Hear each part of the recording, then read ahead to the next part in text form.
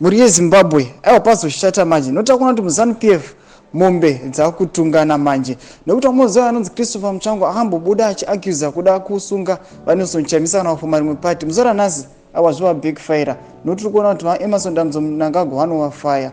Muri yeZimbabwe kana wasati wasubscribe wolike wotina on the bell icon tirambochiona maupdates atokupa pano paZVAITWA News Live. Noti muzora nhasi muri kunzi President Mnangagwa fires Chris Mutsvangwa.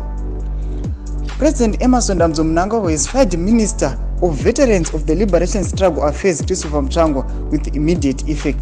The Deputy Chief Secretary of Presidential Communications in the Office of the President and Cabinet, George Charamba, announced the development this Saturday but did not give reasons for Mutsvangwa's removal from office. Muri Zimbabwe atimina mashoko watira vachiri the Chief Secretary has announced the removal with immediate effect of Honorable Christopher Mutsvangwa as Minister of Veterans of the Liberation Struggle Affairs.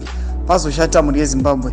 Aiwa hatizivi reason yavafairwa ndeyei tichiri kutotsvaka. Totokuudzai kuti titokupai full detail renyaya iyi. Saka muri yeZimbabwe ine comment section medu mutudze munoti kudii pamusoro penyaya iyi nekuti nyaya iyi yatokora moto. Vanhu vari kutoshamisika kuti kochii chaitika zvemuZANU-PF.